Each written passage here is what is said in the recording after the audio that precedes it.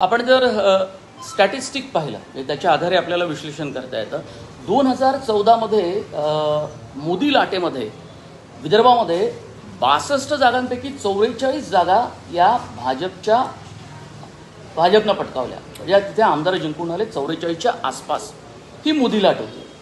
आजच्या घडीला आपल्याला मोदी लाट महाराष्ट्रामध्ये दिसत नाही. 2019 म्हणजे 2014 नंतरची परिस्थिती आपण काँग्रेसची पाहिली ती त्यांनी सुधारताना काँग्रेसचे नेते दिसतात किंवा काँग्रेस पक्ष सुधारताना दिसतो. भलेही लोकसभेमध्ये त्यांना सपाटून मार खावा लागला तरीसुद्धा 2019च्या निवडणुकीत काँग्रेसनं 15 जागा पटकावल्या हे आपण पाहिलं पाहिजे. आणि भाजप 29 जागा भाजपनं जिंकल्या. म्हणजे 29 आमदार त्यांचे निवडून आले. म्हणजे 2014ला 44 आणि 2019ला 29 जागा या भाजपच्या होत्या, म्हणजे कमी झाल्या. आणि 2024ची विधानसभेची निवडणूक बाकी आहे. पण जी टेस्ट झाली भाजपची, लिटमस टेस्ट झाली म्हणा, देवेंद्र फडणवीसांचं नेतृत्व, शिवाय मोदींचं नेतृत्व, मोदींचा करिश्मा, प्रभाव, जितक्या सभा त्यांनी महाराष्ट्रामध्ये घेतल्या आपण पाहिल्या, ज्या सभा घेतल्या त्या ठिकाणी त्यांना फक्त मला वाटतं 17 ठिकाणी सभा घेतल्या आणि 3च ठिकाणी विजय झाला अशी आकडेवारी आपल्या हातामध्ये येते.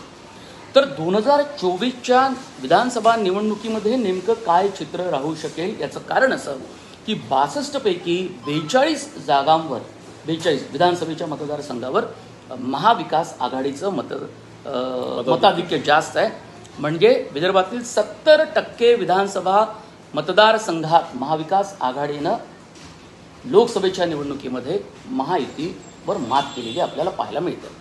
बरोबर आहे. लोकसभेच्या दृष्टीने जर आपण विचार केला, विधानसभा निवडणुकीचा येणाऱ्या निवडणुकीचा जर विचार केला तर लोकसभेचा जो निकाल लागला तो महाविकास आघाडीसाठी अतिशय आशादायी असा आहे.